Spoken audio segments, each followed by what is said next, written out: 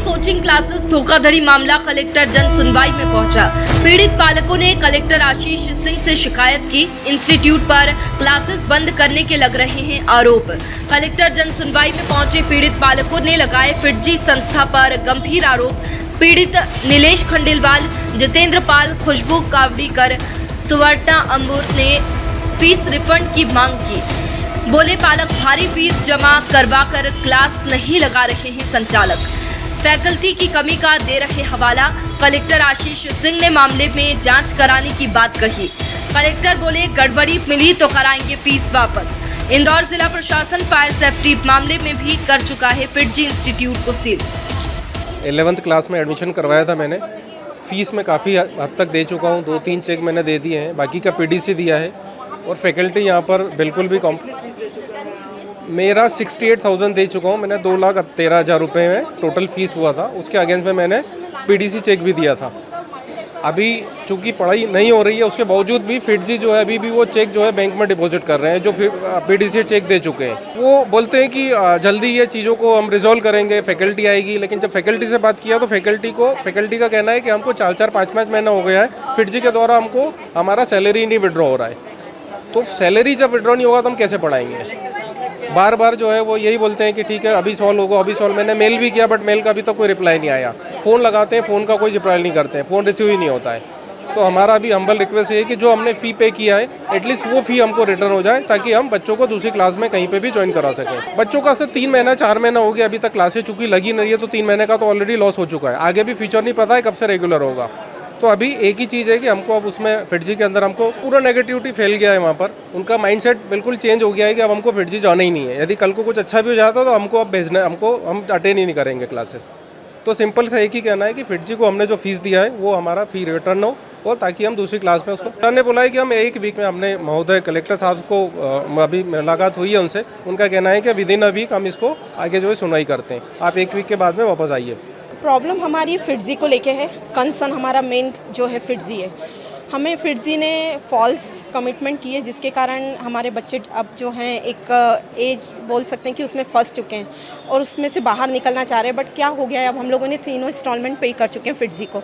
अब हम चाह रहे हैं कि वो रिफ़ंड हो जाए, जिससे हमारे बच्चे का हम दूसरी जगह एडमिशन करा पाए, क्योंकि we are from middle class sir.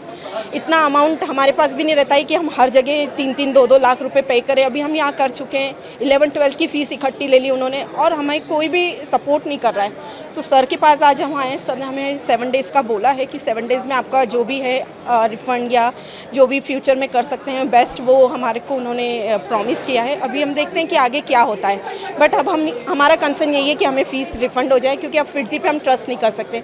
5 to 6 states में फिटजी ने फ्रॉड किया है, और फ्रॉड करने के बाद भी वहाँ से कोई भी हमें जो पर्सन है वो हमें सपोर्ट नहीं कर रहा है। मिस्टर अतिल अरोरा है जिनसे हमारी बात हुई थी।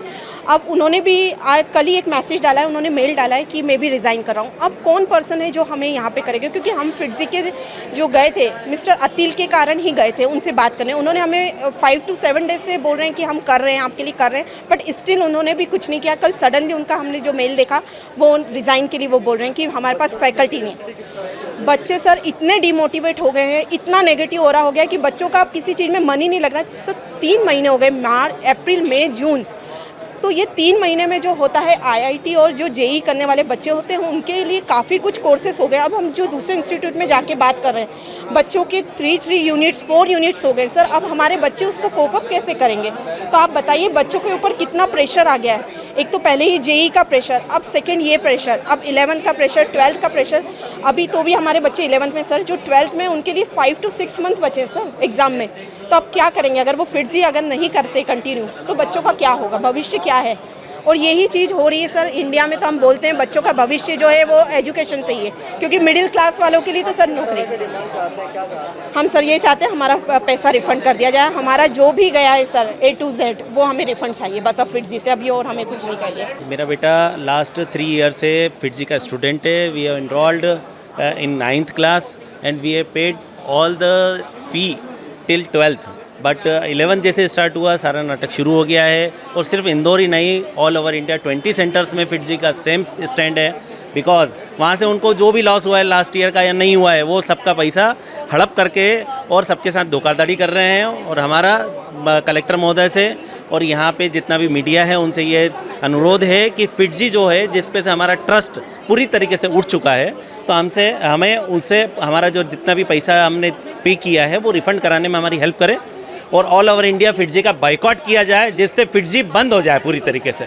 देखिए, फिटजी से कुछ पेरेंट्स आए थे जिनके द्वारा ये कहा जा रहा है कि 50 से अधिक बच्चों को एडमिशन दिया गया, उनसे फ़ीस ली गई, लेकिन शिक्षा का कार्य जो है वो नहीं किया जा रहा है। फैकल्टी की कमी होना प्रतिवेदित किया जा रहा है। अगर ऐसा है तो बहुत गंभीर है।